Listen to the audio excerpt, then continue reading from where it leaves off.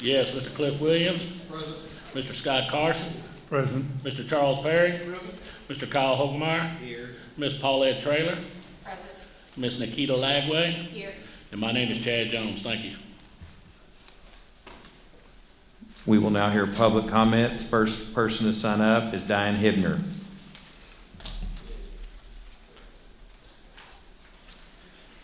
The board will hear public comments from the audience during the public comment portion of the meeting. The public comment portion of the meeting will be no longer than 30 minutes total. Each speaker will be allowed a maximum of 3 minutes to address the board.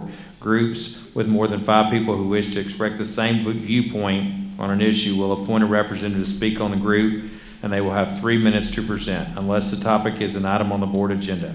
Please respect the privacy of others and refrain from identifying students, employees, and other community members by name. I will determine whether the speaker has attempted to solve the matter administratively through resolution channels established by policy.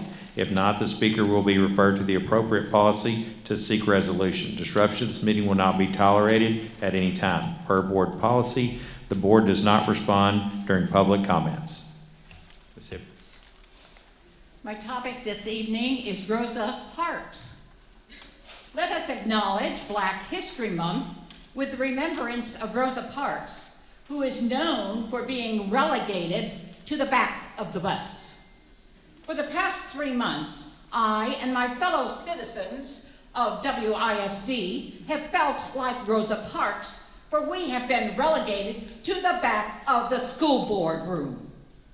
Is this reserved seating format a new policy of the board, unbeknownst to the citizens? Or is it the idea of some rogue individual?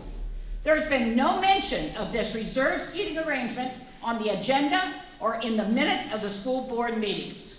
We need to remember this board meeting is the link between the school system and we, the people. Don't put us in the back of the room. The topic of division was discussed in the November and December school board meetings. I thought that we were all on the same page to correct this issue.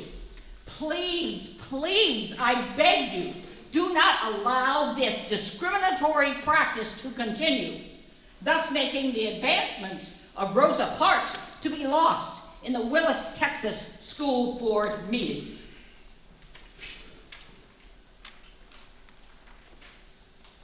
Thank you, Ms. Hibner. The next person who signed up is Sunday Shibley.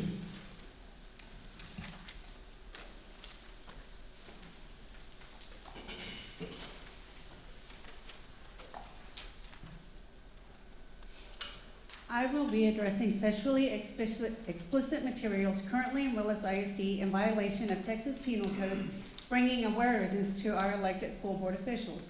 Our school board may not be aware of all of these books. Ultimately, it is up to our elected school board officials to do the right thing for Willis ISD students by removing all sex-related teaching materials, including library books. I am referring to materials already in Willis ISD that violate the Texas state law per Penal Code 4322, 4323, and 4324, and therefore must be removed from the school district. Although students can get research books from the class and in-school libraries so that students can do more in-depth study on a subject, it is questionable that in-depth study about sexual acts written in persuasively vulgar language meets the definition of academic learning and should be taught in the classroom at all. Also questionable is how they fit into a traditional conventional education. Children go through continual confusion and exploration in many areas. If a child is suffering from sexual or gender dysphoria, it would be more compassionate and kind to refer them to a parent and/or a counselor. Teachers in the school system are not experts in this field and should not be providing books which may be hurting the student. There are other books that discuss situations without getting into child rape and discuss descriptive sexual acts. A child's mind is transitory. For example, a child wanting to be a fireman one week and a cowboy the next week. Sexual dysphoria is an overblown issue that will work itself out. This is not a new problem. In the past, we let it work itself out, and it did. Why are we using schools to continue pushing the agenda instead of academics? I do not see the need to teach this to children under the age of 18. There are many other things that kids should be focusing on, like balancing a budget, counting money, and other life skills. These kids need an education, not social affirmation. Presenting sexual immorality to a child is in reality child abuse. The Reconsideration Committee for Willis ISD in their report states that these pornographic books are needed so that the LGBTQ+ students get confirmation from themselves and others so that they can relate and know that it is okay and acceptable to be who they are. Can the school board please tell us what books are in the library to allow Christian students to have that same acceptance and comfortability? Also, please tell me how sexually explicit materials make students of homosexual or heterosexual feel more accepted. Research studies have demonstrated the impact of early exposure of pornography on children and adolescents. One said study of over 900 sexual addicts reported early pornography used as a factor contributing to hypersexuality, with 90% of male participants and 77% female participants admitting pornography use as a prevalent factor for their addiction. It can also increase the likelihood of a child becoming the victim of sexual violence, instigating sexual violence against another child. Thank you, Ms. Shibley. The next speaker is Robert Holden.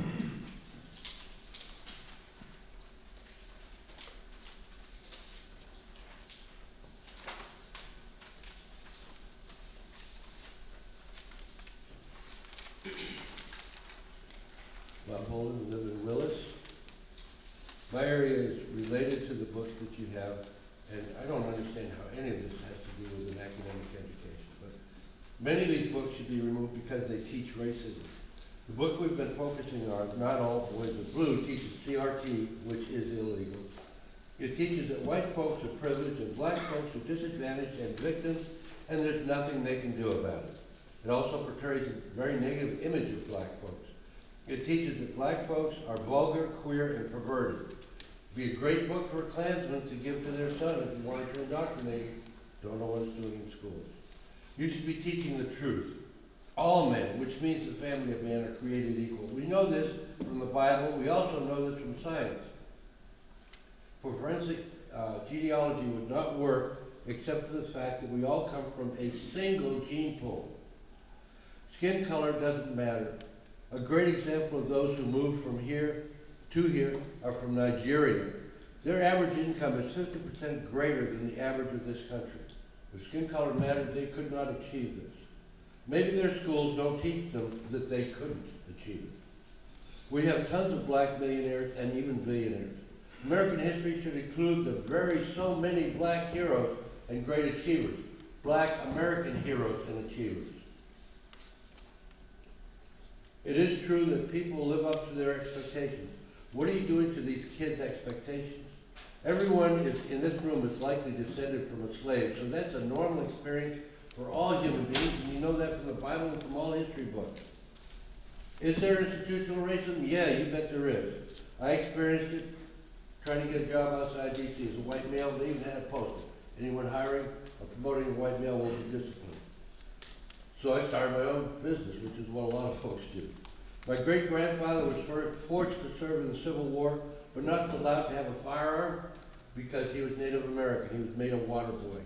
My wife's stepmother was a slave in Germany because she was Lithuanian. And as you know, the Lithuanians seldom live more than 6 months. She was fortunate that she was able to. Though few slaves lived longer than 6 months, and not just Lithuanians. The first man shot in the American Revolution was a black American. The first man shot in the Texas Revolution was a black American. These are important things for the students to know, that we have together built this country and together shared in its prosperity and its problems. There's so much history to be proud of by all Americans. Remember, equity is merely equality with quality removed. Takes the quality out of equality, you've got your equity. Why don't you all decide that the best mental health that you can provide— Mr. Holder, thank you for presenting. —is that you provide them with a book rather than counseling and help. Thank you. The board will now convene into closed session for the purposes considered, for which closed sessions are authorized by Title V, Chapter 551, Texas Government Code, Sections .071 through .084. A, discuss teacher resignations and consider approval of teacher appointments, Texas Government Code 551.074. B, discuss, consider possible, take action regarding the contract abandonment of a teacher at C.C. Hardy Elementary School. C, discuss and consider possibly take action regarding the contract abandonment of a teacher at C.C. Hardy Elementary School. D, discuss and consider possibly take action regarding the contract abandonment of a teacher at Brabble Middle School. It is 5:41.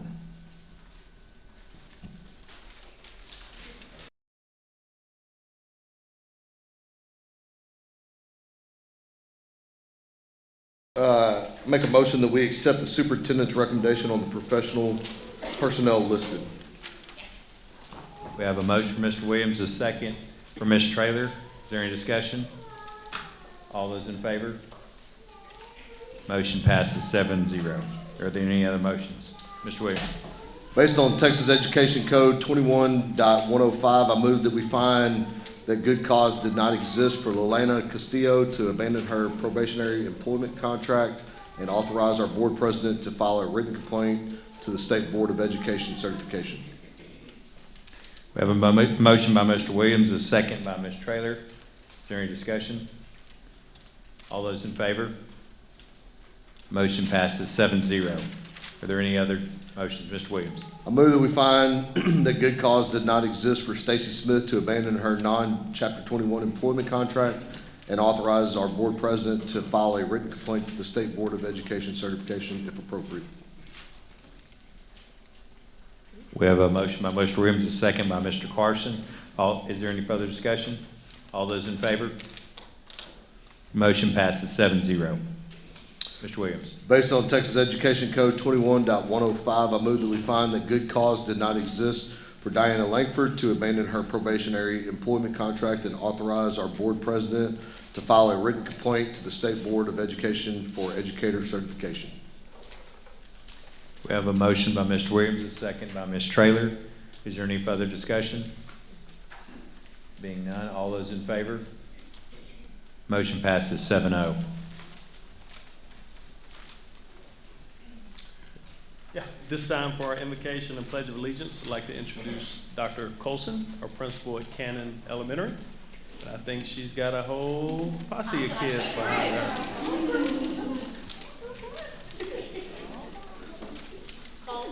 Barrett.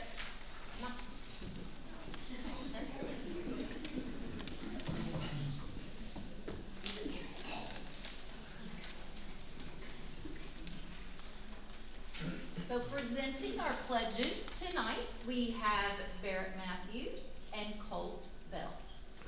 Our prayer will be led by Declan Terry. Please stand. I pledge allegiance to the flag of the United States of America and to the republic for which it stands, one nation, under God, indivisible, with liberty and justice for all. Our Texas flag. Honor the Texas flag. I pledge allegiance to thee, Texas, one state, under God, one and indivisible. And we would like to also do our canon pledge for you. The rest of our students will come on over.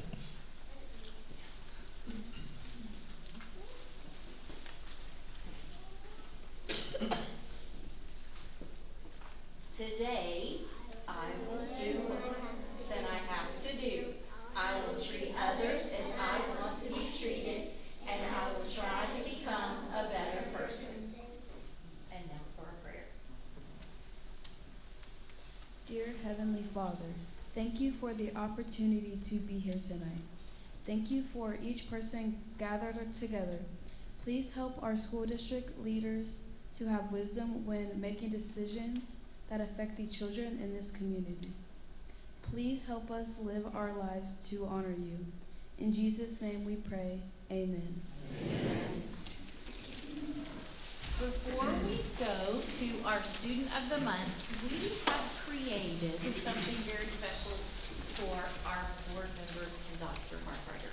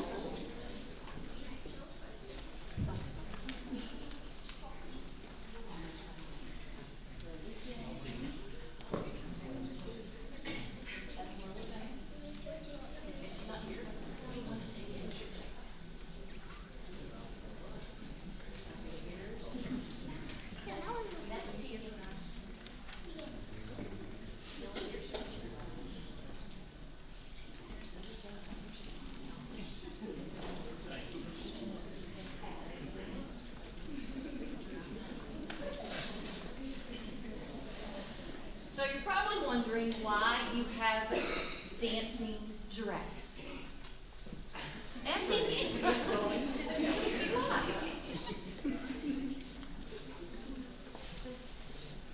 Gerald the giraffe wants to dance, but his legs are too skinny and his knees buckle when he tries to twirl. At the jungle dance, the warthogs waltz, the chimps cha-cha, and the lions line dance. But all of the animals laugh when it's Gerald's turn to dance. Giraffes can't dance, they all say. Fortunately, there is one creature who believes in Gerald. Everything makes music, says the cricket, if you really want it to. So Gerald starts swaying to his own sweet tune. Thank you, school board members and Dr. Harkrider, for believing in the students of Willis ISD and helping us find our own sweet tune.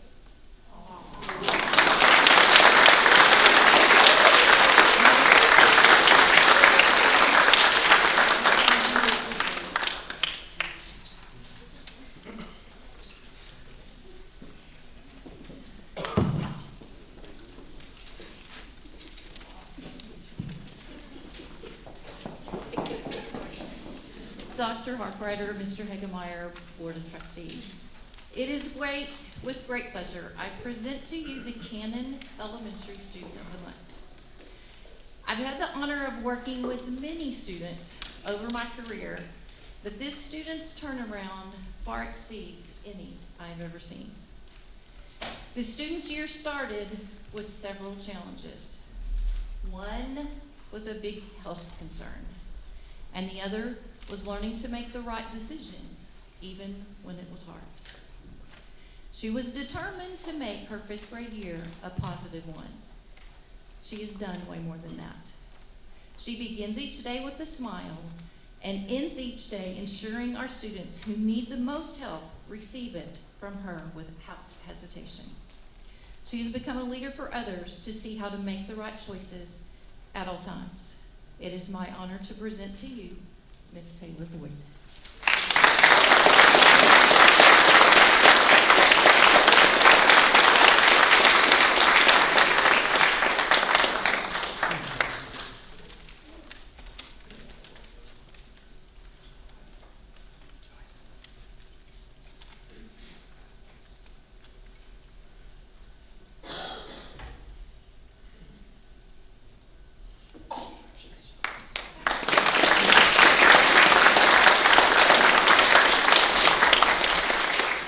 Good evening, President Hagemeyer, Board of Trustees, Dr. Harkrider, and Carol. It's great to be here tonight.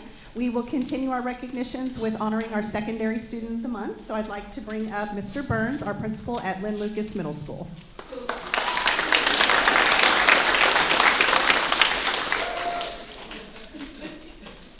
Thank you. Tonight is not about me, it's about the students. So. Good evening, Board of Trustees, Board Presidents, Mr. Hagemeyer, Dr. Harkrider. Typically, I invite one of our exceptional teachers to come up and present our Student of the Month award. Unfortunately, that teacher is under the weather tonight, so I have the privilege of presenting it to our secondary Student of the Month, Ms. Veronica Sanchez. But I did get a message from Ms. Bowman, that's the teacher, who nominated Ms. Sanchez, and she said, Mr. Burns, I'm gonna send you a script, stick to the script, okay? Because it's important for Ms. Veronica to understand how much I value her as a student at Lynn Lucas Middle School. So, Ms. Veronica, would you please come up? Ms. Sanchez, this is...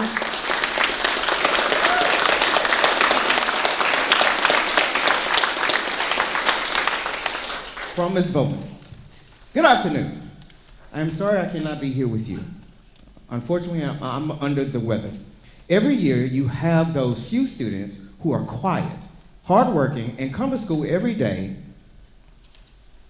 and don't ask for anything in return. They do it because it's just who they are. Veronica Sanchez is that student. It has been a pleasure to have her as a student in my class this year. She is the student that every teacher hopes for. Her dedication to her work shows in every assignment she turns in. She works hard to not only make sure she is understanding the concept being taught in class, but on a number of occasions, I have witnessed her helping her fellow students understand it as well. She does this with patience and grace. So I'm looking forward to hiring you one day. All right, with patience and grace, and out of the kindness of her heart. Not only that, but every day, whether she is coming to the class or just walking by in the hall, Veronica smiles and waves. She is always full of joy, and it is contagious. She makes me smile with my heart. She is kind to others and extremely talented in her art. It is for all of these reasons that Veronica deserves to receive this award for Student of the Month. I cannot wait to see what comes next for her. The sky is the limit. Ladies and gentlemen, it is my absolute pleasure to introduce to you our secondary Student of the Month, Miss Veronica Sanchez.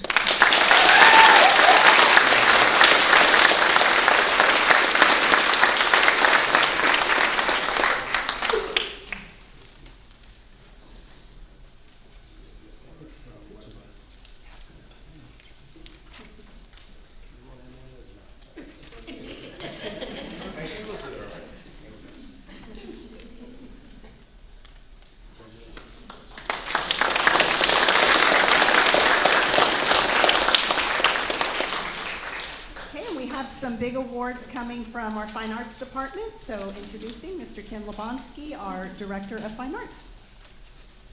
And Mr. Jason Glenn, our Executive Director of Athletics and Fine Arts. Good evening, Mr. President, board members, Dr. Harkrider, Ms. Rogers. I'm here tonight to celebrate. I'm here to celebrate the hard work of some awesome students in our district. And while I kind of introduce this piece, if I could have all of our art recipients kind of gather over by the doors. So we'll have you guys come up one at a time in just a moment. So in the fall semester, we had students from all 9 of our K through 12 campuses creating rodeo artwork. And in December, we had kind of a process that we selected the 44 top pieces that would go down and represent our district art show down at Energy Center. And tonight we'll be recognizing those top award winners that received either a gold medal or a best in show. And what that means for our district is these young people's art pieces were so strong and they were thought of so favorably by the judges that they will stay down and be displayed at the Houston Livestock and Rodeo Show and representing Willis ISD with their excellent work. And so we're going to recognize them here this evening and show you on your screens and up on the large screens here each of their pieces, so you have a chance while the piece is down at NRG, you can see what their hard work was the product of that work. Before we recognize our students, I just want to take a second and make sure I recognize Ms. Christy Strahan, who works here in our central office, who has kind of been the keeper of this process before we've grown some organization in our fine arts department. Her knowledge and wisdom and just guidance has been awesome, helping this music guy learn a little bit more about that process. So I'd like to recognize her and give her a round of applause. Thank you so much. All right, in our elementary area, we have a gold medalist from C.C. Hardy with his piece entitled her piece entitled Texas, Where the Bluebonnets Bloom, scored by Miss Fossler, her principal, Miss Ariana Garcia. And here is her piece. If you'll come on forward.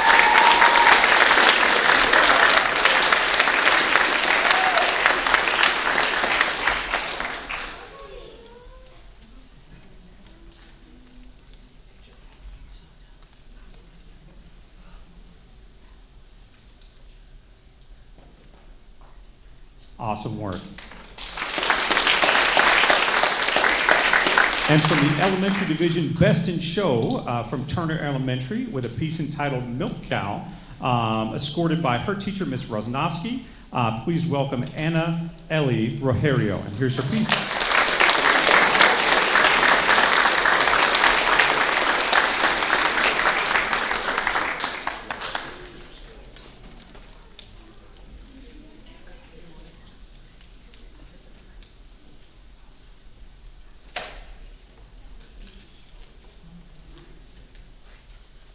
Moving on to our middle school category, gold medalist from Lucas Middle School with a piece entitled Loner, escorted by his teacher, Mrs. Dean. Please welcome Mr. Ty Cook for his award.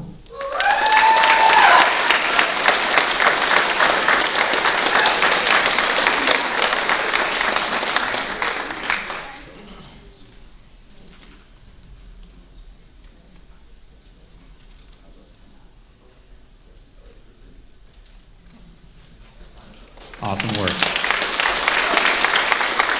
And our middle school division, Best in Show from Bravo Middle School, escorted by her teacher, Miss McClatchy. Please welcome Miss Emma Stalder, and her piece is entitled Glory.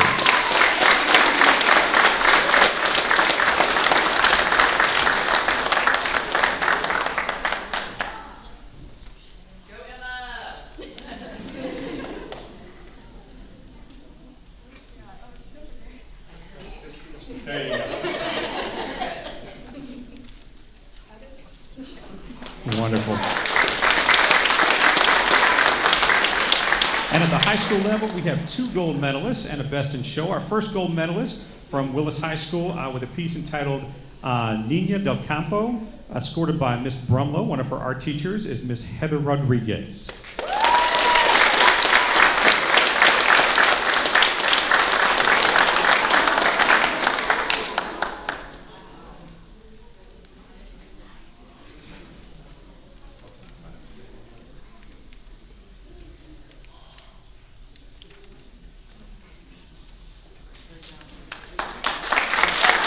Our next gold medalist from Willis High School with a piece entitled Sarge, also escorted by one of her teachers, Miss Brumlow, is Miss Madeline Gonzalez.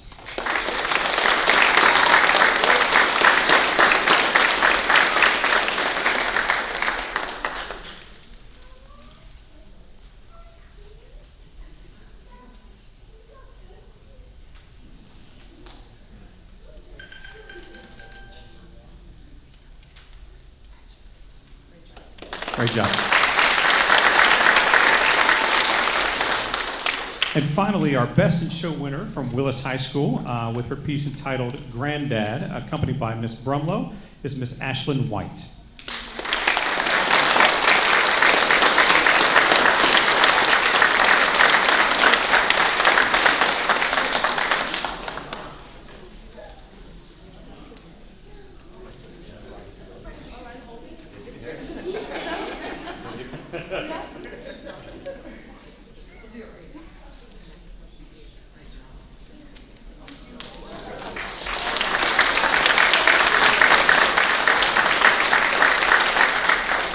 Board members, thank you so much for giving us the opportunity to recognize these students here this evening. Thank you so much for your continued support. Clearly, we have some awesome things happening in fine arts, and we really do appreciate that support. Thank you so much.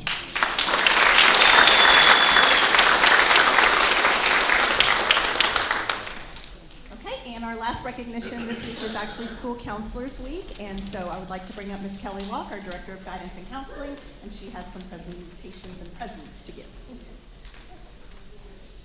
So, good evening, President Hagemeyer, Dr. Harkreiter, members of the board. This week is National School Counselors Week, and I have the great honor of showcasing a wonderful group for you tonight.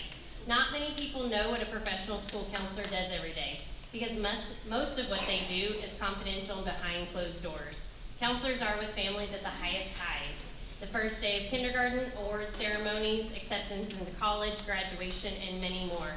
But they are also with families at the lowest lows, in a death or a crisis. It always makes us chuckle when someone asks, what do counselors actually do all day? This is such a hard question because every day is different, and most people follow the motto, when you don't know who to call the counselor. School counselors help students learn how to stay motivated, have positive relationships, advocate for themselves, and overcome barriers. They really do it all. These ladies elevate our profession and are working so hard to better the lives of Willis ISD students each and every day. It's with great honor that I introduce them to you today. Some of them you already know, but we do have some new faces, so, all right. So starting with Cannon Elementary, Hillary Sonier.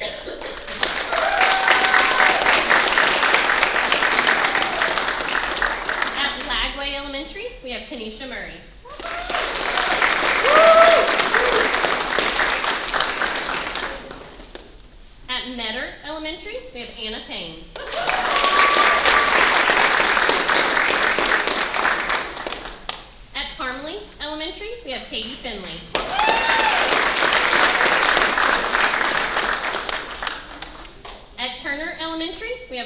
Posey.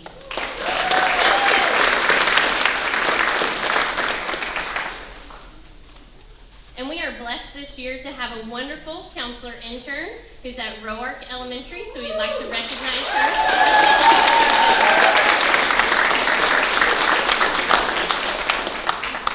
And unable to attend is our counselor at CC Hardy, Miss Michelle Witham. So moving on to middle school. At Brabham Middle School, we have Michelle Gray.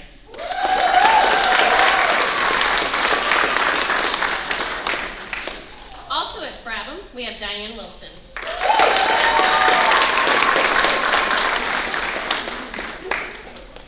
At Lynn Lucas Middle School, we have Amanda Cheatham.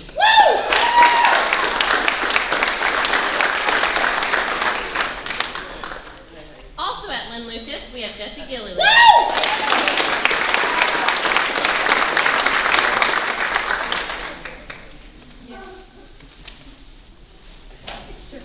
From the high school, we have Cindy Atkinson.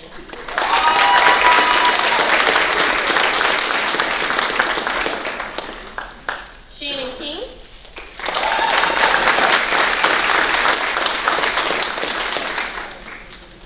Trisha Newman.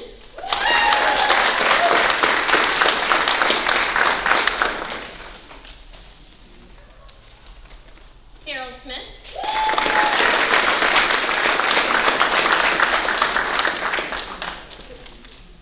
Brittany Wheaton.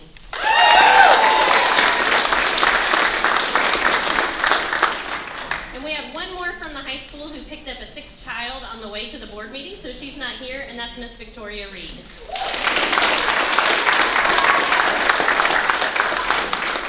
Our district would not be what it is without these ladies, so we appreciate you guys so very much. Thank you.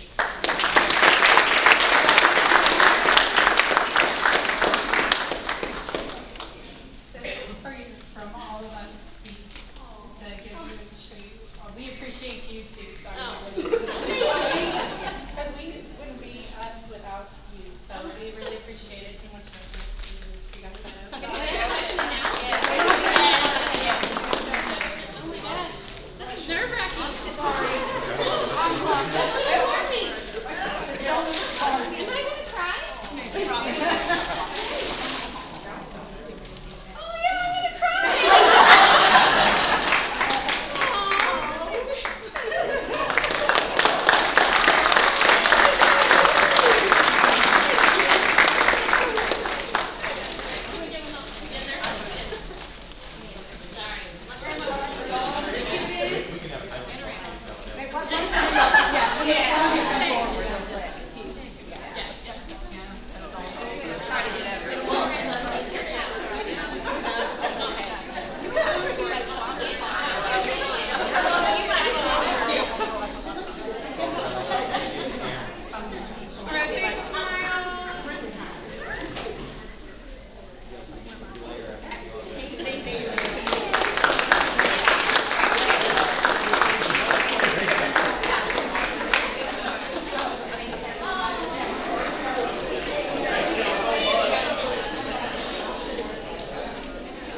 We'll just take a 2 or 3 minute break and then we'll get started.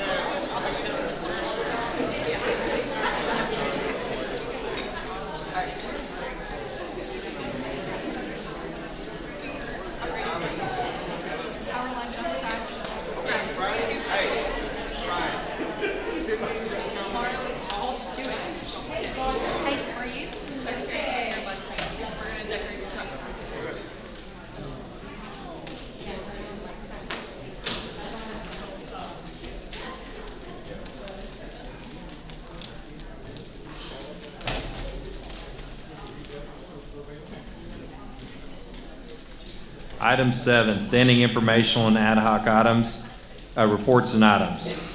A, safety and security update. This time, Lieutenant Zemlicka will present our security update. Good evening, Board of Trustees, President Hogemeyer, and Dr. Harkrider, and Carol. Of course, our intruder, can you hear me? Sorry. Our intruder detection audit happened on January 25th, this last month. She went to Cannon Elementary, and I'd like to start off by saying we have 26 exterior doors at Cannon Elementary. And she did make entry through the cafeteria receiving door where they were actually doing a delivery. So she came in through that area. It is not a practice of ours to have a person away from those doors when they're open and unsecure.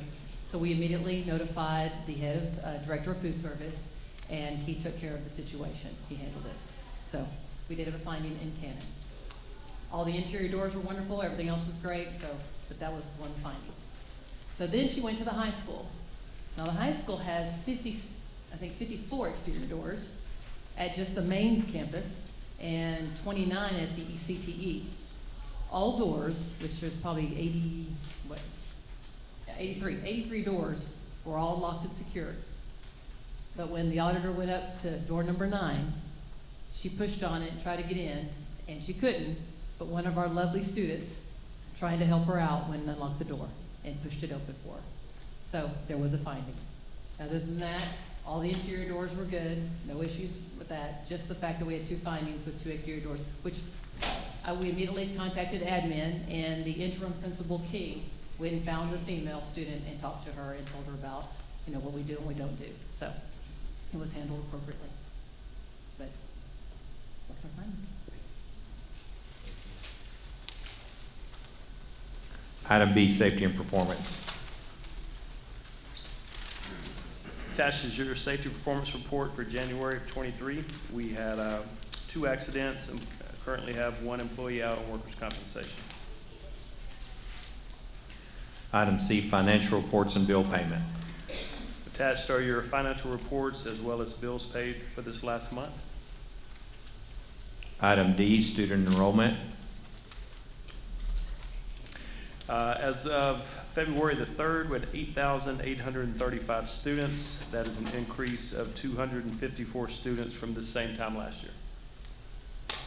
Item E, bond summary projects. Attached are your bond summary projects from our 22 bond election, 15 bond election, and 20 bond election.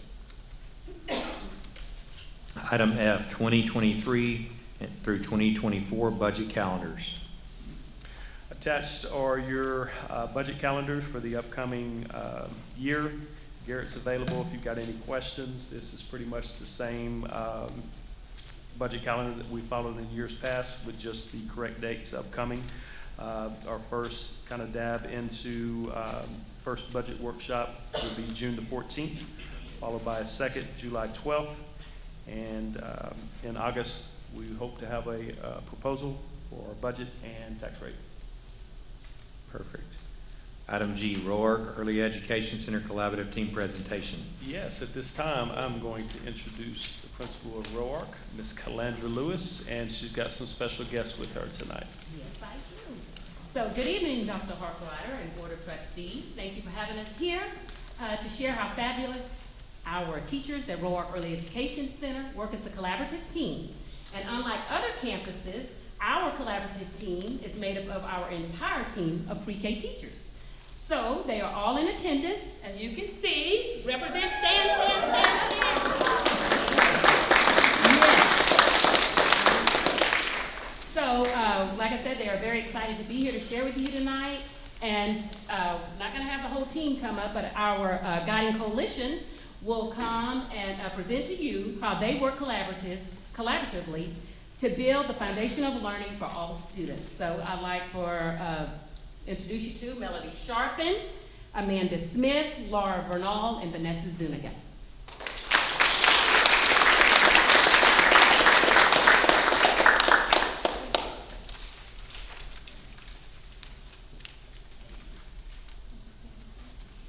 Hi, I'm Melody Sharpen. A big, roaring RoArc cat greeting board members, Dr. Harkrider, and those in attendance. At RoArc Early Education Center, we embrace the one team, one purpose philosophy.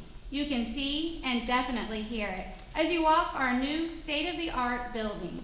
This is demonstrated through our office staff, our teachers, our paraprofessionals, our therapists, cafeteria staff, and custodians. We are blessed and honored to share with you our collaborative team process and how we always have a super Wildcat day in our collaborative team meetings. Tonight, we will discuss our mission statement and vision, the Texas Pre-K Guidelines and RoArc Essential Standards, assessment and data collection, interventions and enrichment, and our goals. Our mission statement. As a collaborative team, this year we revised and tweaked our mission statement a little, and our new and improved mission statement is, RoArc Early Education Center will set the foundation of learning by developing social and emotional and academic skills for all students. And our vision, little learners building bright futures. Pre-K is a little different. We use the Texas Pre-Kindergarten Guidelines to provide guidance for planning quality learning for students 3 to 5 years of age. The guidelines align with the Kindergarten Texas Essential Knowledge and Skills, also known as TEKS. At RoArc, we teach with these guidelines, with a focus on our essential standards. We met as a collaborative team and chose the most essential guidelines to prepare our students to be kindergarten ready. Good evening. Our collaborative team meetings. Once a week, all teachers and administrators come together for a collaborative team meeting. We set our agenda weekly, share assigned roles, and discuss the 4 critical questions that drive the work of an effective PLC. We also meet once a week in smaller collaborative teams to further discuss the learning and needs of all of our students. How we assess our students. We are constantly assessing our students. Each of our students has an essential learning folder that goes home daily. This allows teachers, students, and parents to keep track of the learning. The pages in the folder are based on all of our essential standards. These are the learning targets that we keep our data on and reflect our 9-week report card. The students enjoy taking ownership of their learning and mark what they have learned when they have mastered it. In the images, you can see the progression based on the different colors. The colors represent a new month of learning by assessment by the teacher. So you could give them a second to look at it. Class by class data. Every teacher enters their data on a school-wide spreadsheet. Here is an example of data kept for one class of each student for the second 9 weeks. The colors represent different levels of learning. Mastered, meets, approaching, and does not meet. RoArc school-wide data. Here is RoArc's first and second 9 weeks of data collected. This represents the 248 students in the first 9 weeks and 260 in the second 9 weeks. As you can see, we made great progress as the red column does not meet, decreased in every essential learning standard. Thank you. Interventions and enrichment. During collaboration, we spend a lot of time focusing on critical questions 3 and 4. Question 3, how will we provide intervention when students have not reached mastery of the standard or target? We provide interventions by creating small groups to target students' individual learning needs. Small groups may consist of 1-to-1 learning up to 3-to-1 learning.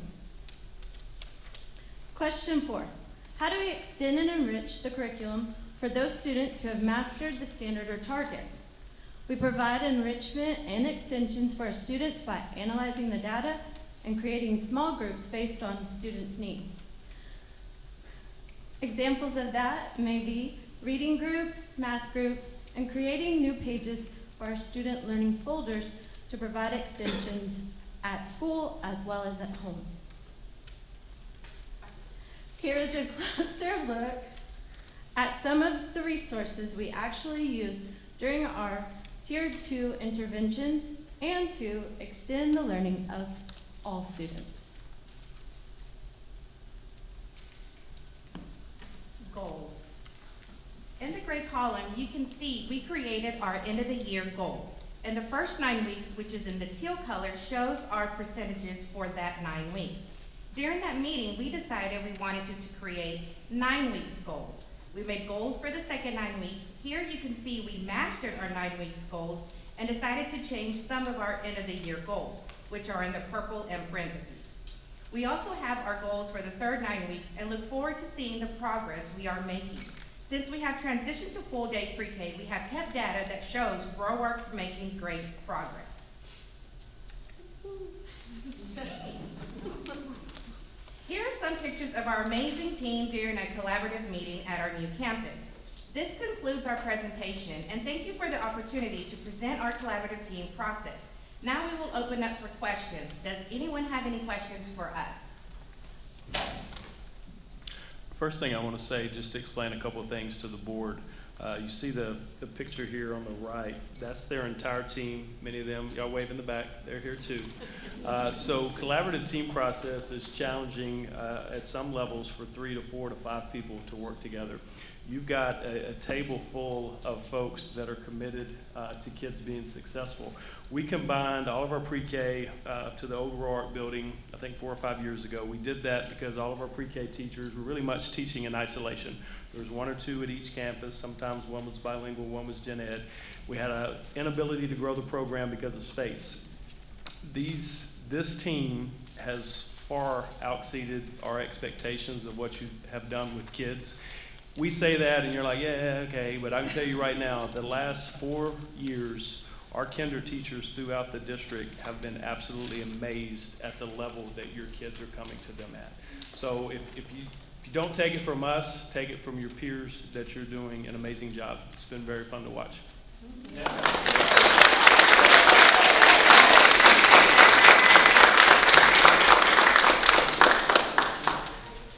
I tried to save y'all from any questions too, by the way. Actually, I don't have a question. I've got a statement as well. My younger son, he went to ROARC when y'all were still over here. Miss Skates was his teacher. She remembers him vividly.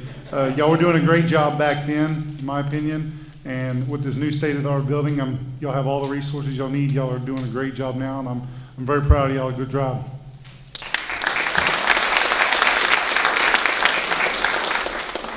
Next up is Miss Susan Fossler, and she has got an awesome 3rd grade team to present tonight as well. I couldn't be more prouder for this team. It was really hard to choose which team to bring up. But when I look at our mission, our vision, and our collective commitments, 3rd grade team immediately came to mind. After they come up here, you're going to see the love they have for our students. They truly encompass that all of their students are all of their students. So I promised them I wouldn't introduce because they have a whole thing for you. So without further ado, I introduce my 3rd grade team from CC Hardy.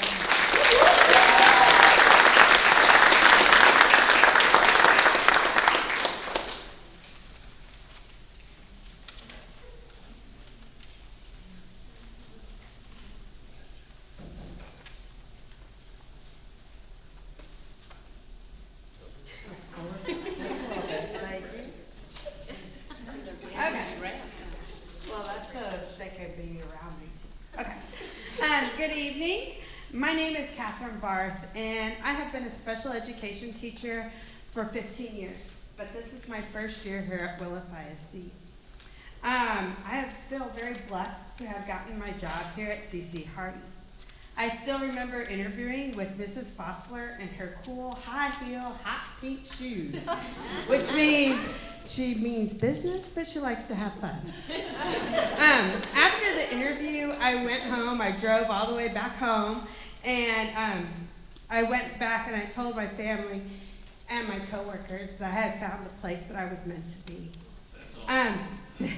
For For years now, as I've walked into teachers' classrooms, either to work with students or to pull out my special ed students for some resource time, teachers would greet me at the door with, "Mrs. Barr's students can leave now," or, is this one of your special friends?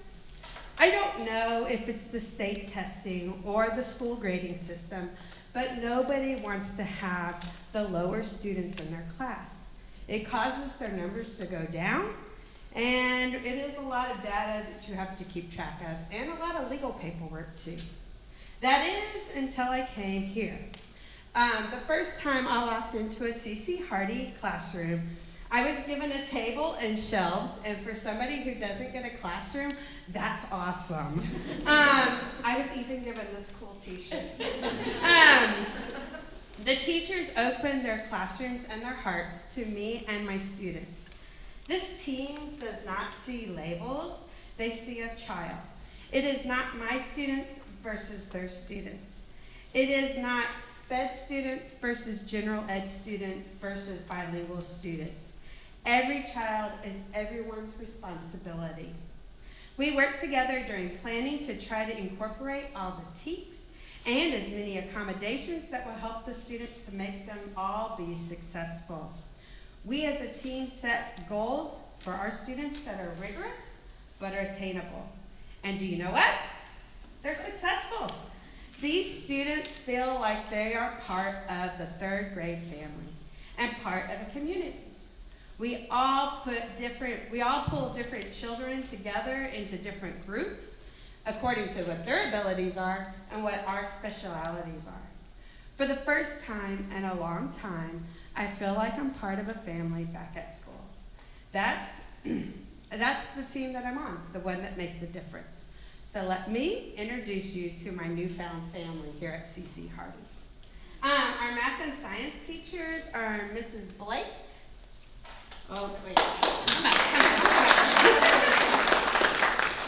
Mrs. Blake and Mrs. Brannon.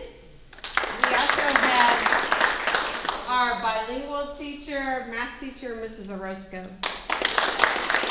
Our reading and language arts teachers are Mrs. DeFrancisco and Mrs. Tracy and Mrs. Perez. So, here's my family, and we're going to talk to you about our community.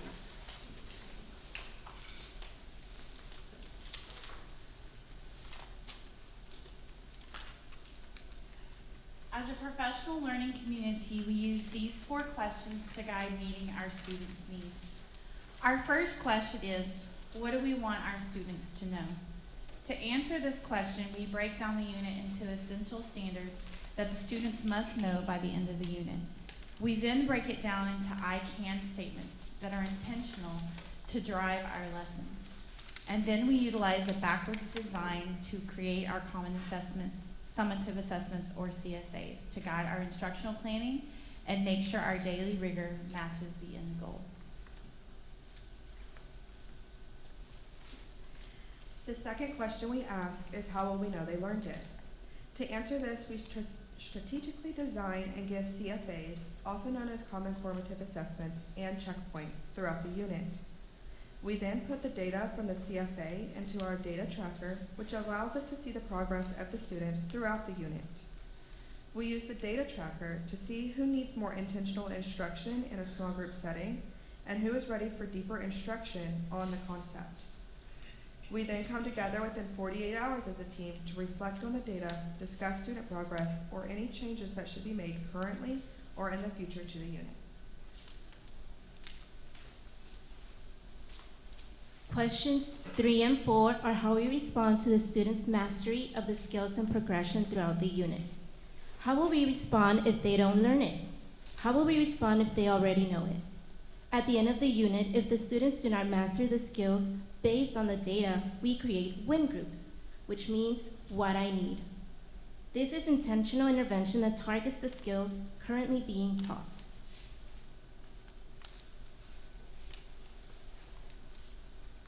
Another way we answer questions 3 and 4 is through tree time. Tree time is how we meet all students' needs through tiered remediation, enrichment, and acceleration. We started this with our team the first full week of school in August, and it is ongoing with fluid groups. To determine these groups and skills to be taught, we look at student performance on essential skills, our pacing calendar, their CSA data, their reading levels, and our MAP data.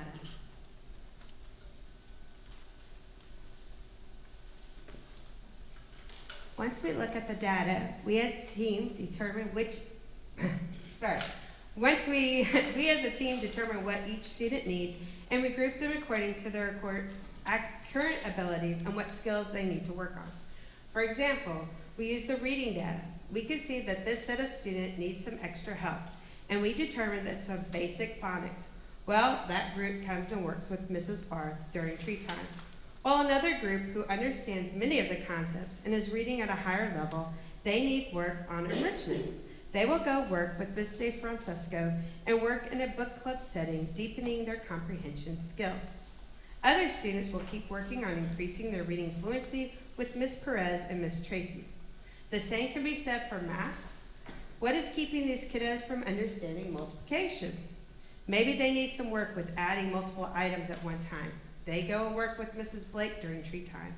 While those who have the concept of 2-digit by 1-digit multiplication down will work with Ms. Orozco on long division. And others that are working on frequency of multiplication, they'll see Ms. Brandon. The goal is to always keep all of our kiddos moving forward, no matter where they are. We want them growing. One thing we take a lot of pride in is that when a student steps into our school, they become all of ours. We share students among all of us based on the student's need for social, emotional, behavioral, or academic support. We determine which teacher is best for each student academically during tree time using a data-driven approach. We look at class performance, data on essential standards and skills using our CFAs, and data protocols.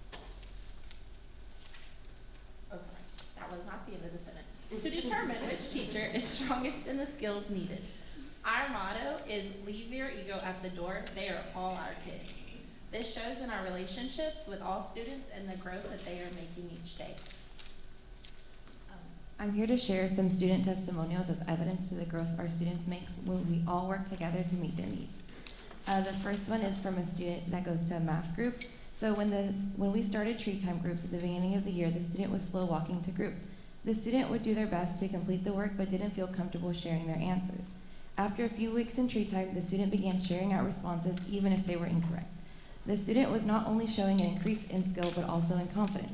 Most recently, the student leaned over very quietly during group and said, "I don't think I'm going to need to be coming here anymore. I know everything we're doing and I'm really good at math now." This student grew a total of 14 points on their math test. The next one is a student, a reading testimonial. This student started the year on an independent reading level of 3, which is the middle of kinder. The student worked with all the teachers on the team over the last 4 months on the skills they needed based off their MAP reading data and DRA data. This student is now accurately and confidently reading at a DRA level 12, which is the middle of first grade. This student has made a year's worth of growth in these past 4 months and is flourishing in all subjects. And the last one is a bilingual student. So this student started the year very hesitant about the English language, sometimes even shutting down when we would take our assessments, our CFAs, and our CSAs. Overall, this student did not have confidence in themselves, which caused a negative mindset. Since the student has been going to Ms. D for tree time, their overall attitude has changed. The student is so excited to work with Ms. D and the groups every day, and their academic performance has improved significantly. This student grew over 20 points on their MAP data assessment. At Hardy, we grow and inspire high-achieving, lifelong learners that are hardworking, accountable, respectful, and driven by the power of yet. We are Team Hardy, the best place to be, where all kids succeed.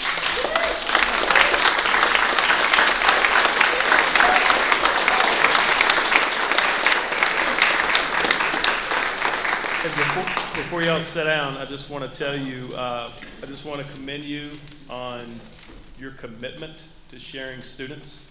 There's a lot of trust that has to go into that process, and it has to happen immediately. you know, you can't have the opportunity to work 3 or 4 years together and, okay, now I kind of trust you, so I'm gonna share kids. We know it's great for kids, but we also know it's very difficult for you to kind of give that trust away. But obviously you've demonstrated if you do that and you do work together, your kids can be successful. So great job. Yes,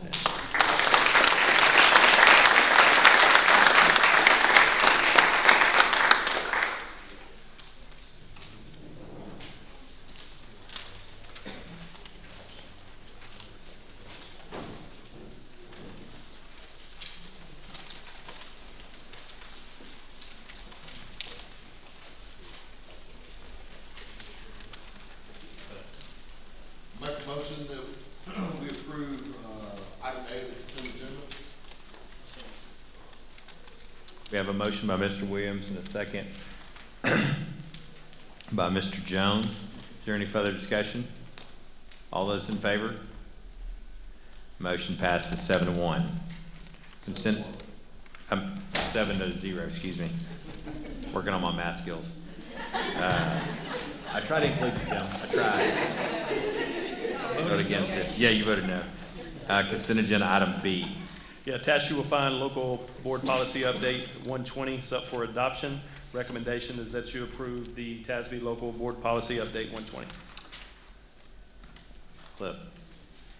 This is a consent agenda item. When approving the consent agenda items, the board accepts the superintendent's recommendation to add, revise, or delete local policies as recommended by TASB Policy Service and according to the instruction sheet of TASB Localized Policy Manual Update 120. We have a motion by Mr. Williams, a second by Ms. Traylor. Are there any further questions? All those in favor? 7-0. 9, discussion action items. Item A, discuss, consider approval of TEA quantitative compliance methodology with the flexibility level of 2. Yeah, at this time we have some members of our Stantec team. Ms. Parul is back in the back, one of our architects, and Meredith is here tonight to go over the quantitative compliance methodology. Good evening, Dr. Harkrider and school board members. Thank you for having us this evening. We'll spend just a couple of minutes talking to you and giving you a little bit of background on what this is about and where it came from. Then we'll discuss the compliance methodology and flexibility level that Texas Education Agency requires the school board to take action on, and then discuss the next steps after that. Please feel free to stop me at any time to ask questions. So let's start with what this is. Just a quick overview. Texas Education Agency put forth some guiding documents and guiding rules that say school districts are now required to have a written and formally adopted education specification which guides the work of all design and architecture firms in all of your future buildings and any updates that are made. This creates parity across your campuses. It does not get into the level of detail that says you will have this exact type of furniture, but rather leaves flexibility for new designs to flex with how your instructional model flexes over time. All Texas school districts and all open enrollment charter schools are required to comply with this guidance document. Important to understand that an education specification is written for your academic spaces only. We do not write education specifications for things like your boardrooms or your administration buildings. That is not a requirement by the state. When did this happen? It went into effect November 1st of 2021.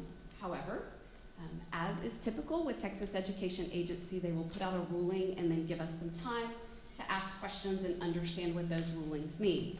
So we got the final set of information about the end of October of 2022 that told us how we needed to move forward with writing ed specs for school districts.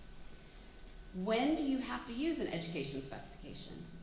Any school district that is making an improvement, updates, or building a new facility in excess of $50,000 are required to have an education specification written and approved by your school board. So as all of you can imagine, there's not much you can do with a renovation in a school that is less than $50,000. We can't hardly paint a building for that these days. So we took some time and we looked at what our options were. We had the opportunity to visit with the executive team and discuss what the state tells us we can look at.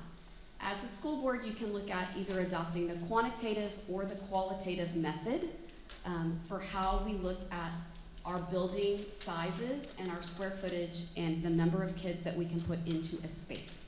So essentially the state says either use qualitative to calculate how many kids you can have or quantitative. You'll see here that the recommendation is that the district considers using quantitative. That is a very traditional method. We look at the number of classrooms, we look at the number of students that can be handled inside that classroom to get you to your school capacity. Qualitative is a new methodology. It typically results in a much larger school footprint, which in the end then results in a higher dollar to calculate and build that facility from that particular perspective. If you determine that you want to move forward using a quantitative methodology, again, the traditional methodology, then TEA tells you you need to pick a flexibility level with which to design your buildings by. You see all 4 flexibility levels up here. We've highlighted level 2, and I've put a red line in the middle of that. The important thing to start with is if you build a building, or if you say your ed specs are at a level 2 flexibility level, that does not mean that you can't have features that are an L3 or an L4.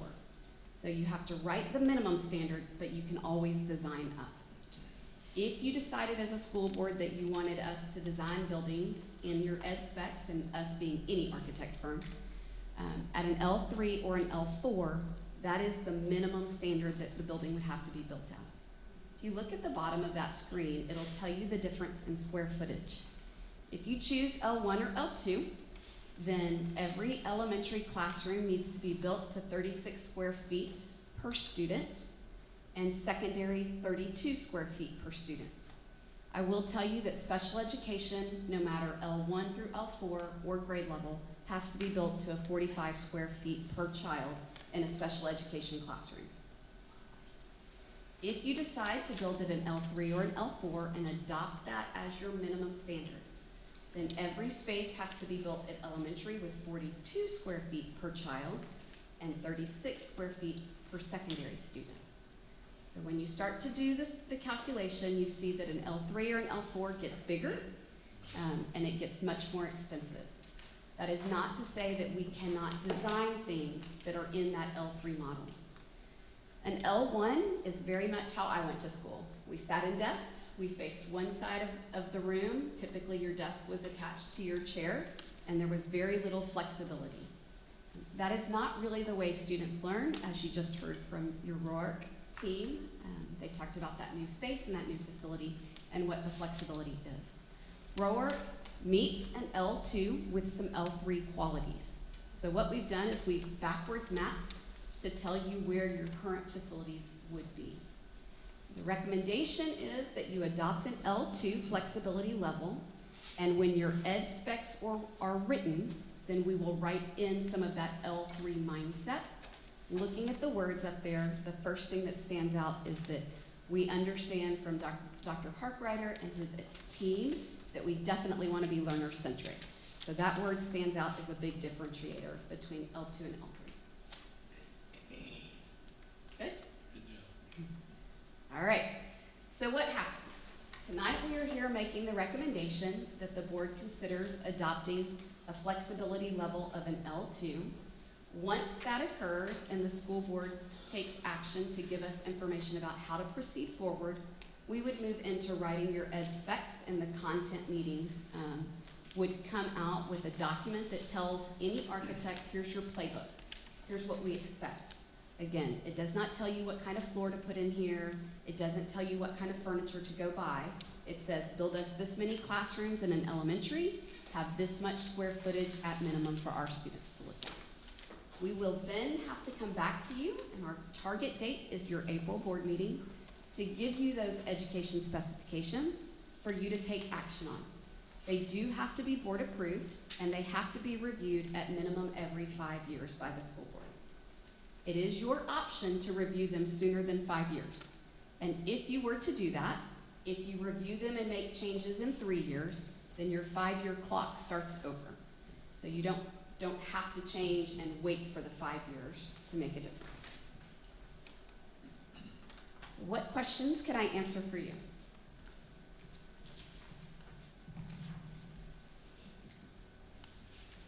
This is something a lot of districts have been trying to wrap their head around for the last probably 2 years. Obviously, with Meredith's expertise, I think she's helped myself and my team kind of wrap our head around it. She mentioned ROARC really was an L2. I would say Lagway also was an L2 with L3 qualities.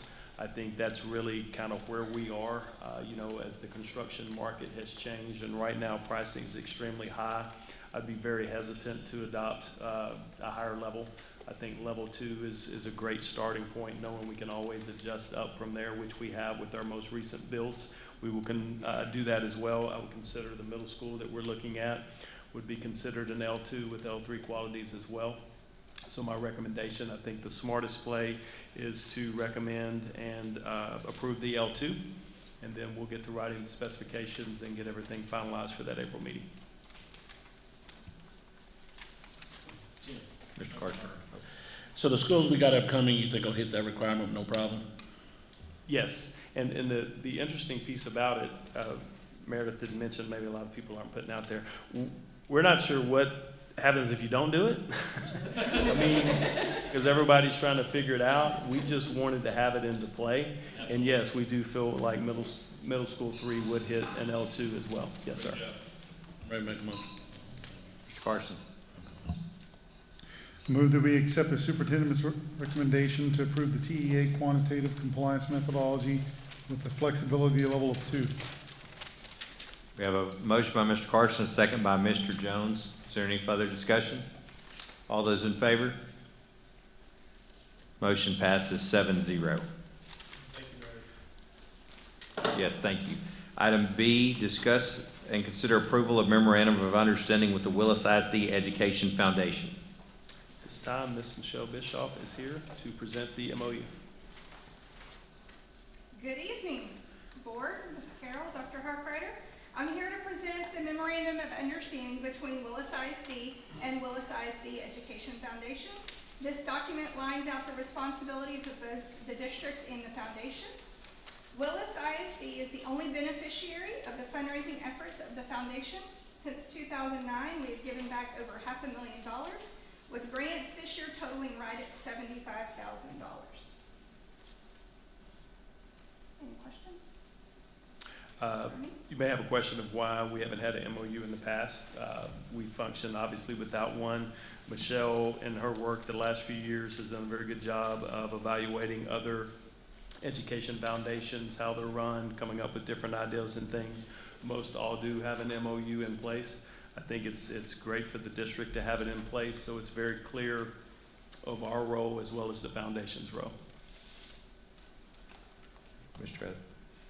I move that the board accept the superintendent's recommendation and approve the memorandum of understanding with the Willis ISD Education Foundation. We have a motion by Ms. Traylor and a second by Mr. Williams. Is there any further discussion? All those in favor? Motion passes 7-0. Thank you. Item C, discuss, consider approval of design professional contract for the Lynn Lucas Middle School Fine Arts Edition project. Thank you, sir. Board members, Dr. Harkrider, Ms. Rogers, we are bringing you a proposal this evening to consider approval of the design professional contract. If you will recall at our board meeting in November, the board selected Stantec to be the design professional for the Lynn Lucas Middle School Fine Arts Edition. We are asking your approval of the actual contract for that project this evening. Mr. Williams. Move that we accept the superintendent's recommendation and approve the contract between Stantec Architecture, Inc. and Willis Independent School District for the Lynn Lucas Middle School Fine Arts Edition project. We have a motion by Mr. Williams and a second by Mr. Carson. Is there any further discussion? All those in favor? Motion passes 7-0. Item D, consider and possible action to determine the construction delivery method provided best value for the Lynn Lucas Middle School Fine Arts Edition project. Thank you, sir. We are bringing you this evening essentially to iron out the delivery method for that particular project. Superintendent is recommending that we use competitive sealed proposals as the construction delivery method, and we're asking for your approval for that for the Lynn Lucas Middle School Fine Arts Edition project. Mr. Jones. I move that the board determine that a competitive sealed proposals is the construction delivery method providing the best value for the Lynn Lucas Middle School Fine Arts Edition project. We have a motion by Mr. Jones and a second by Mr. Carson. Is there any further discussion? All those in favor? Motion passes 7-0. Item E, consideration of and possible action on to adopt the prevailing wage schedule as determined by the U.S. Department of Labor in accordance with the Davis-Bacon Act is used in all contractors as a prevailing wage schedule for all district construction projects. Thank you, sir. We do this on all our projects that we have, and we periodically will update those. We are bringing you this prevailing wage scale because we haven't done it in a little over a year, so we wanted to refresh it and have it available for the next couple of projects that we're going to do. Okay. Ms. Traylor? I move that the board adopt the prevailing wage schedule as presented.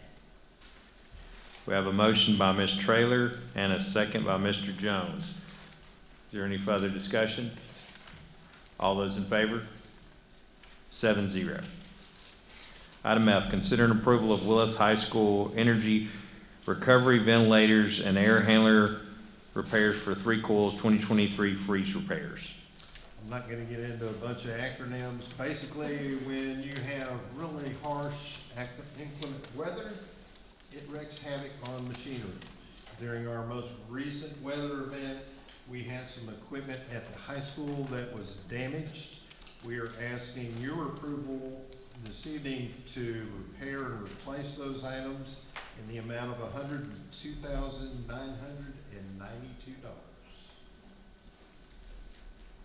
Just as a reminder, this is an insurance claim. So we've got a $25,000 deductible. So we'll pay the deductible, and then in turn, that's about $77,000 would be given back to the district from insurance.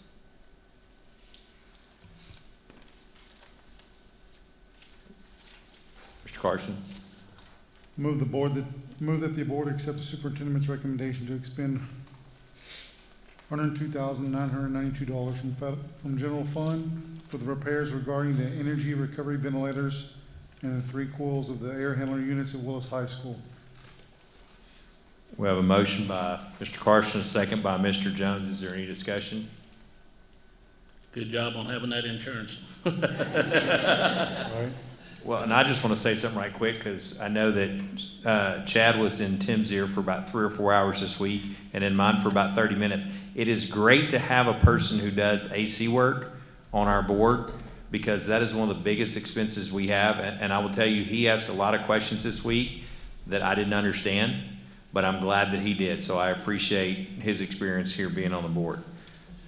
Being no further discussion, all those in favor?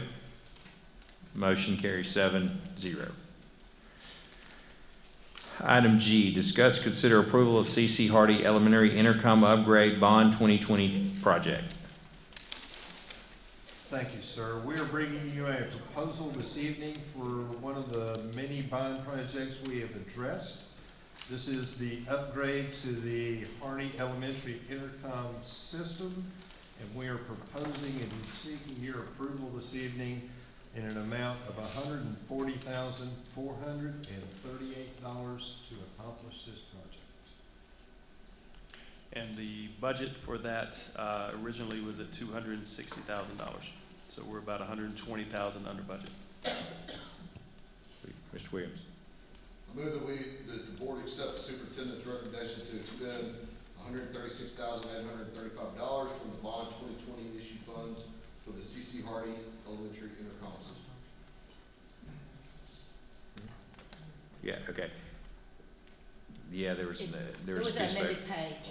Yeah. It's Should, good. It should be 140,438. So we have a motion. We have a motion by Mr. Williams. Do we have a second? We have a second by Mr. Traylor. Is there any further discussion? All those in favor? Motion carries 7-0. And way to come in under budget. Item H, discuss approval of A.R. Turner Elementary Restroom Renovation Bond 2020 project.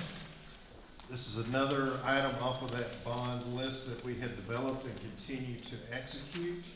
We are going to go to A.R. Turner and make restrooms a beautiful thing. In order to accomplish that, we are asking your approval this evening in the amount of $1,653,626 to accomplish this project. Oh, yes, sir. The budget originally, when we projected, and when we say projected, we used these numbers during the bond process to determine what the amount of the bond was going to be. But when we originally presented the cost for this project, it was $1,950,000. So you're looking at a savings of about $300,000 just on this project alone. Okay. Mr. Carson.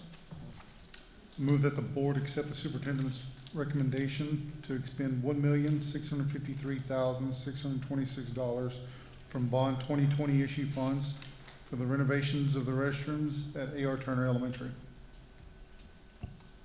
We have a motion by Mr. Carson, a second by Mr. Jones. Is there any further discussion? All those in favor? Motion passes 7-0. Item I, discuss an approval of Cannon Elementary School control system upgrade from the Bond 2020 projects.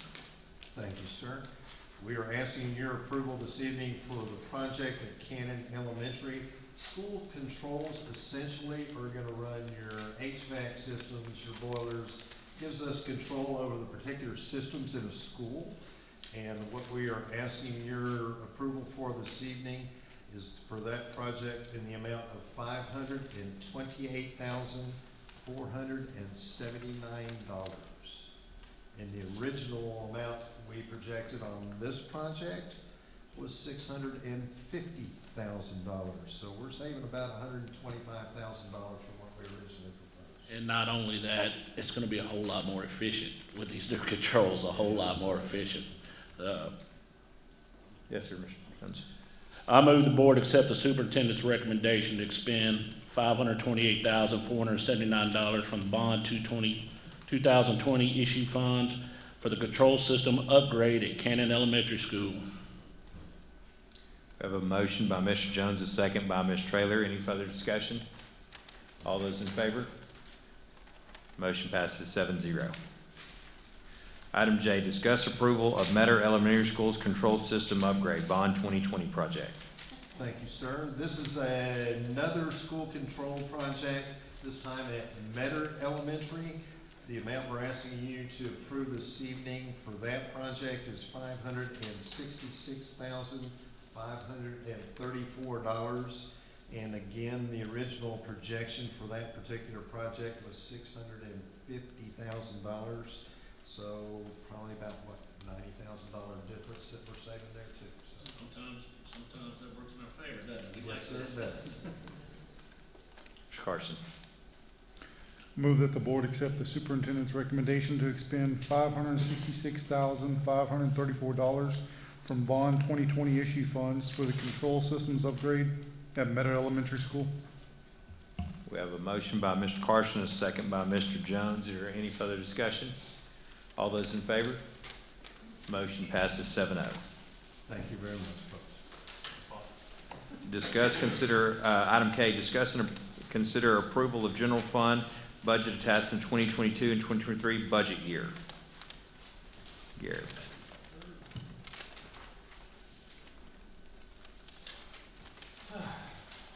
Okay. Hey, just FYI, he just saved us $760,000 by my math. So I don't know where you're going with this. No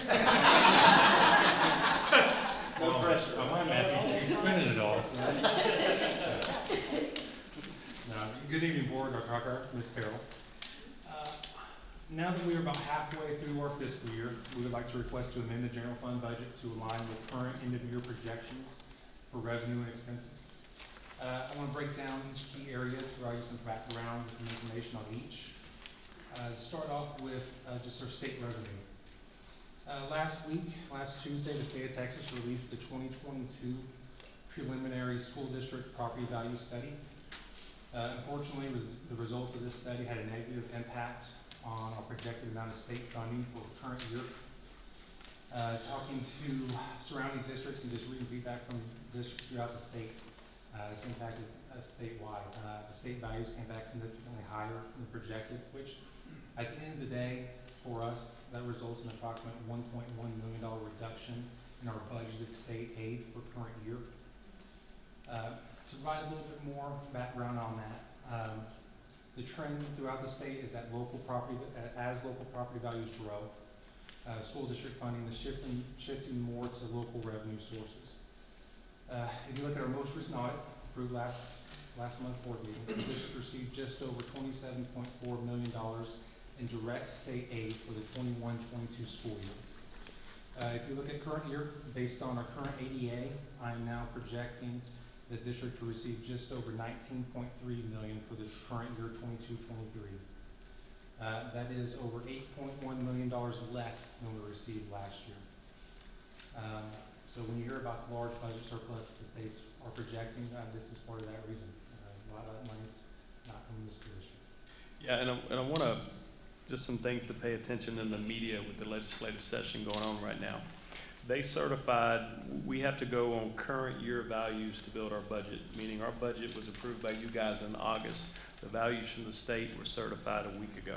Okay, it used to be prior years where we already knew what that number is, so it's a guessing game. So the state certified our values as a 30% increase in property values last year. Okay, so the reason I'm telling you this is there's a $30 billion surplus, and you hear a lot of legislators coming in going, it's going to be the largest property tax cut in the history of the state, They're controlling the values that continue to go up. So when we have the big tax cut, it's a shell game. They're raising the values, then they're cutting taxes. In the end, it's a wash. From our standpoint as a school district, we're stuck in the middle because we're one of about 14 or 15 states in the country that fund public schools on property values. The other states fund, they fund schools. It has nothing to do with property values. So as our values have increased over the years, it has to increase to fund public education. So that's the dynamic that you will not see in the media because something else is totally portrayed a different way. We're stuck in the middle. Obviously right now, a $1.1 million hit based on those property values and that growth at 30%. Next year, we're going to be in the same boat. We're going to have to set a budget in August. Values will not be set until February 1st of 24, and it's a guessing game. Are they 30%? Is it going to be 24%? I mean, where are we going to fall? So it's a difficult battle that we have. Our hope and what we've expressed to our legislators is to start tying public ed away from the property values. I think personally it's too far gone. If they drop $15 billion in there for property tax release, that's awesome for our taxpayers. It's awesome for all of us that own homes. It's not sustainable. What's going to happen the next biennium? How are you going to continue with the funding the way it is right now? It's not an easy fix, but just pay attention to that as bills are coming out and you see votes of what's being said because it directly does impact us. Prior to this year, we could realistically project somewhat what those values were going to be, but with the historic rises in property values over this last year, to be honest, no one knew where the state was going to land, and they landed significantly higher than the majority of the districts were projecting. So that's the result of this decrease in our budgetary amount. Fortunately, looking at revenue from local sources, I can project an increase in that as far as with interest rates increasing significantly over this last year, specifically even since this last summer. I can confidently project interest revenue to outpace what we originally adopted in August. That counteracts some of the decrease in state aid. So I can project that we're going to get almost $1.2 million more in interest revenue. We're earning about 4.7% interest right now. which is considerably more than anything I've earned in my tenure as far as in the school districts. We also have a little bit of insurance recovery revenue that we have that we can go ahead and amend the budget for as well. One other thing I want to add, when you see, you know, the 1.1 million and Garrett showed, okay, it's almost kind of a wash. But that 1.1 million was set up in our mind as a very aggressive compensation scale that we wanted to try to target for 23-24. Now, obviously, with 1.1 million less, that becomes a problem of how aggressive can we be, and that's something that we've got to go back to the drawing board and figure out what we're going to be able to do. Looking at the expenditure side of the budget, we are amending Function 51 by $150,000. This is primarily a result of the freeze damage, and go ahead and pay for those repairs. We've also seen a substantial increase in the cost of paper goods and our custodial supplies, and this provides a little bit of room to finish out operations for the end of the year. Function 81, capital projects, we're requesting to amend the budget $750,000. I want to provide some more detail on this. I would like to stress that this is not an increase in anticipated project costs for related projects. And just to give a quick breakdown of that, we adopt our budget in August. That budget goes into effect September 1. At that point in time, the anticipated invoice for the August bill was $1.7 million, which left the remaining balance for that project of $2.5 million to be paid in what is now our current year. So at that point in time, we adopted $2.5 million in Function 81. However, when September rolled around, mid to late September, we received that August invoice. That August invoice came in at $950,000. I asked them to be conservative, not quite that conservative projections, but it came in a little less than projections. So that means that the remaining project balance is $3.25 million that has to be paid in the current year. So that is the reason why we are amending the budget for $750,000. Again, to stress, that is not an increase in overall project cost. It's just the timing of what budget year that we're paying it in. Be happy to answer any questions. Okay, so the valuation that we were certified from the state was based upon the January of 2022, right? The certified values? Yes, that okay. is the state's version of the tax bill that you received last April. Okay. Yeah. So basically, so for 2022, we should see a decline from what it was 22 to 2023. If you look at hard and you look at what the values. So if the values go down, does that help or hurt us? Or does it at least give us, if we factor on stagnant, are we able to? It's going to be interesting because last year's values went up so much, and as far as the taxable values were capped at 10%. Okay. So a lot of people's values went up over that 10%. Okay. So we're still going to see probably some increase going into this next year for our taxable value purposes. Okay, perfect. But what that means for our overall values and what the state does, there going to be some pushback on this. So it's going to be interesting to see what they do during the legislative session right now. Okay. What they do over the next few months to respond to this, because it's cutting funding to a significant amount of districts with how it currently stands. And that's the hit for us right now. When they came out last spring, our initial property value growth in Willis was over 40%. So when we budget, because obviously there was huge backlash across the state, that we targeted around 26% property value growth, and they still kept it at 30%. That's the shock that we had, as well as a lot of other districts, because of the negative pushback, felt like the drop would be more, but it was not. Okay. And that's the crapshoot going into, and who knows, the entire formula could change on this session with the legislator in of how they're going to fund public schools and what, if it is historic tax breaks, how does that impact us? And the crazy part is, you know, they will finish the session end of May, unless there's a special session, and we've got to have our budget approved in August. It may be very cloudy. It's going to put us in a bind. Any legislative year, it makes it tough, but it will be a difficult budget just because trying to figure out what is or what is not going to happen.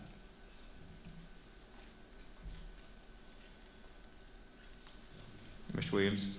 I move that we accept the superintendent's recommendation to amend the 2022-2023 general fund budget as presented. We have a motion by Mr. Williams, a second by Mr. Carson. Is there any discussion? All those in favor? Motion passes 7-0. Item L, discuss and consider approval of Child Nutrition Fund budget amendments for 2022-2023 budget year.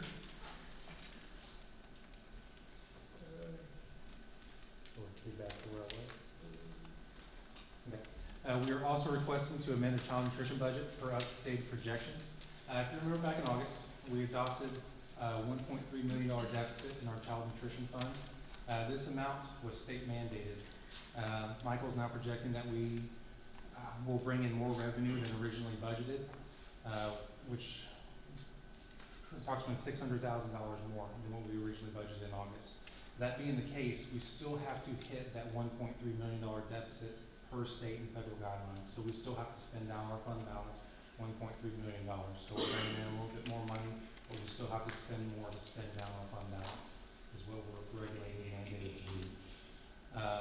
So that being the case, we're requesting to amend both the revenue and expenditure side of the budget by $600,000. These funds have to be solely used on food service. I know that Michael's been working hard to make some great additions, making some necessary updates to serving lines, kitchen equipment, some other those larger capital needs. And they all look great. I'd be happy to answer any questions. Mr. Carson. I move that we accept the superintendent's recommendation to amend the 2022-2023 Child Nutrition Fund budget as presented. We have a motion by Mr. Carson, a second by Mr. Williams. Is there any further discussion? All those in favor? Motion carries 7-0.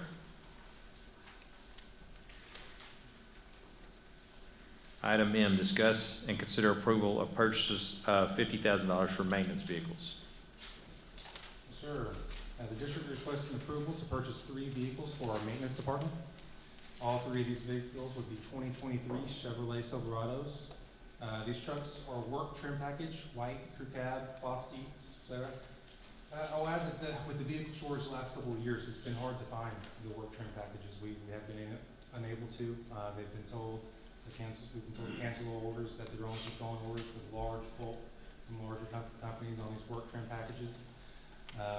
So while we're already planning on filling this need of trucks, we can fill them with these work trim packages to be with the base trim model to save us the most money. The trucks are $42,000 each with a total cost of $126,000. All 3 of these trucks will replace older trucks that have been retired due to mechanical issues. Until a 1999 Ford F-150, 2004 Chevrolet 1500, and the 2010 Ford F-250 that unfortunately the engine's gone out on. So that's what these 3 trucks would replace. We would purchase the vehicles from Buckley Chevrolet, which is an approved vendor under our local RFP through October 2023. Be happy to answer any questions. Mr. Jones.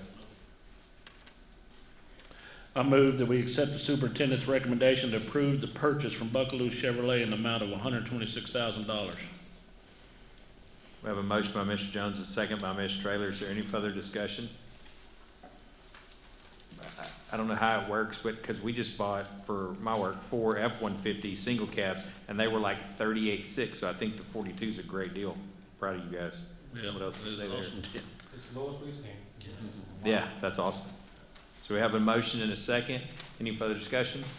All those in favor? Motion carries 7-0. Item N, discuss and approval of technology purchase over $50,000. Good evening, Board. Dr. Harkrider. Several of our areas of our secondary campuses have been identified as not having adequate cellular service, and this at times has hindered staff communication in times of need. So in order to provide this reliable communication to our staff throughout these campuses, we're looking to install a distributed antenna system at each of these campuses. This system will basically take that outside cellular signal, boost it, and distribute it evenly throughout the building, much like wireless access points do. And this is also the same systems that we've recently installed at both Roark and Lagway. The lead time on this equipment is currently 4 to 8 weeks, with the project completion date right now for the end of July.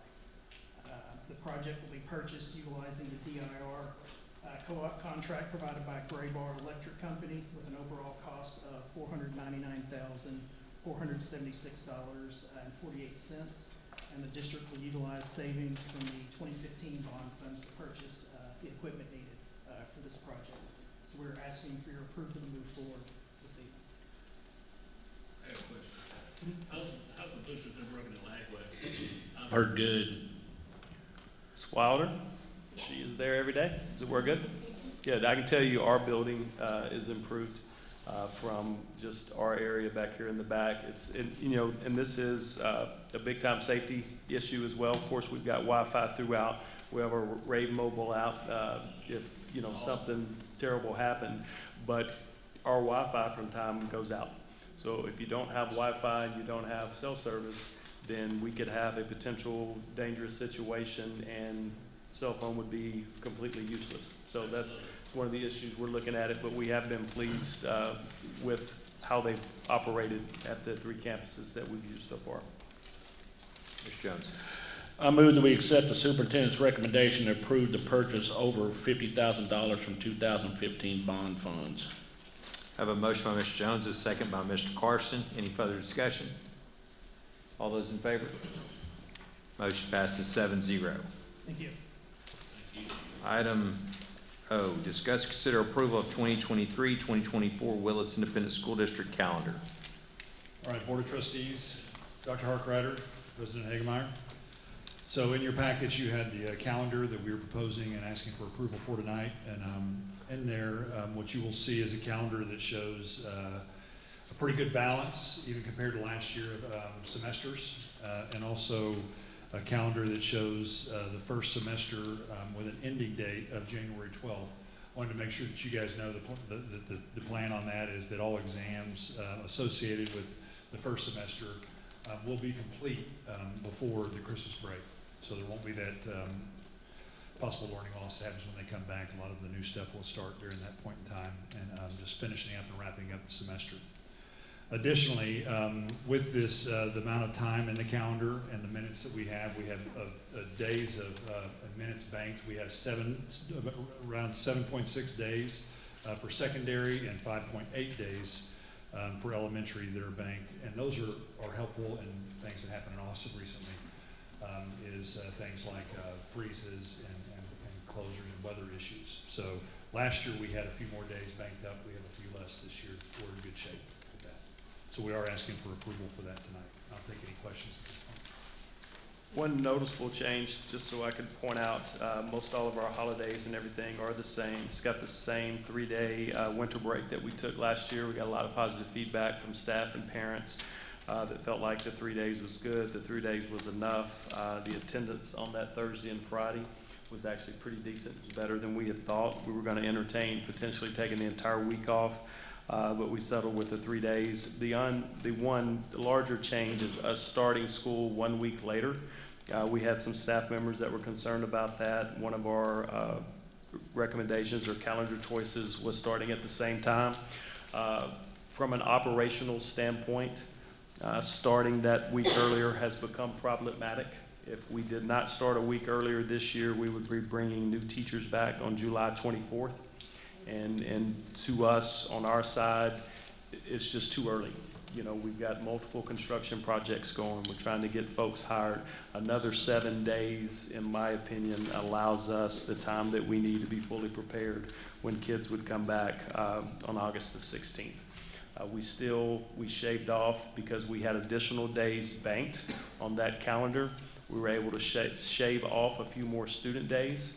So teachers, I think, actually end up going maybe just 3 more days right after Memorial Day, but students are still finished before Memorial Day weekend. Mr. Carson. Make the motion that we accept the superintendent's recommendation to approve the 2023-2024 Willis ISD school calendar.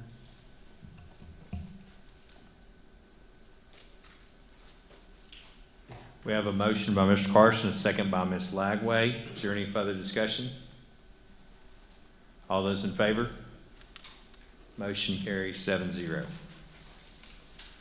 Item P, consider approval of staff development minutes waiver for the 2023-2024 school year. All right, so the state of Texas and the Texas Education Code 25.081 allows us to request a waiver from the state of Texas if the board approves for up to 2,100 minutes. And the stipulations in that is those staff development days need to be within the academic calendar. They can't be before or after school ends or begins. So we have those days built in, and those can include early release days. We have 21 that we're counting on, 2,100 minutes to count on. That'll also give us that cushion with this waiver of the bad weather if that does happen. So we are asking for action for us to go ahead and apply for a waiver for the staff development days. Mr. Carson. Move that we accept the superintendent's recommendation and approve the staff development waiver for the 2023-2024 school year.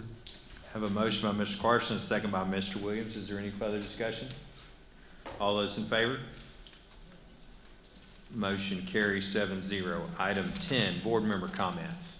Before we do board member comments, sorry to interrupt, but I would like to introduce Mr. Eric King as our new interim principal at Willis High School.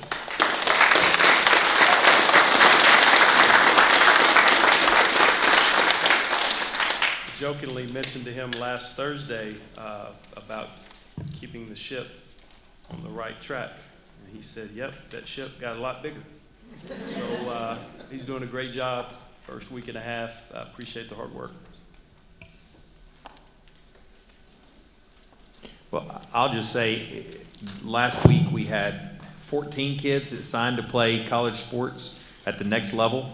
A lot of those, because Hutton's a senior, a lot of these friends, there's a lot of those kids that had they not had that opportunity to go play, may not go to college. And so I think I just commend Jason for a great event. Also, Eric was there and spoke about the brand, the Willis brand, and that's kind of stuck with me the last couple of days, because I think that a lot of times we get maybe sidetracked in the negative, and especially over the last 6 months, I think that there's a lot of great things happening here. There's a lot of good things. When we look at these teachers, my mom taught second grade or third grade for like 32 years, and she said some days you just come home and have a drink because you didn't hurt anybody. And so I know that it's not easy. I appreciate what we're doing. There is a lot of pressure on everybody to succeed as far as the STAR test. Tell you, I don't like the STAR test, but it's a part of what we do in the education system here in Texas. And so I think that when I see these two teams that came out here today, and I know each school has great teams, but when I see these two teams, the excitement that they're coming here today with, honestly, I don't feel that it's a show. I feel that they do care. I feel that we're making adjustments. At the high school level, I hope and pray that everybody gets behind Mr. King as he leads the direction we're going. Like you say, it's a big ship. There's even some kids that jump off at times, and we just got to keep going and try to pick them up. And you know, this past week we had the Hope Academy graduation, and if you've never been, you need to go. I mean, I got tears coming in my eyes because I'm having parents sit here beside me going, I never thought this would happen. I never thought I didn't know that I heard the lady go, I never thought she'd get out of junior high. That's what it's about. And so I just commend all of you, because I know it's tough right now. We've got issues with, maintenance. We've got issues with custodial staff and everything. I walked in Lagway the other day, and I don't know, 100 brooms and dustpans there? So I think we're headed in the right direction, and it doesn't start with one teacher. It doesn't start with one. It starts with everybody. And so I commend everybody, because I think everybody's doing a great job, and I think we've really got the focus of where it needs to be, and that's with the kids succeeding. And it's not everybody making 100, but it's everybody improving. So I appreciate it.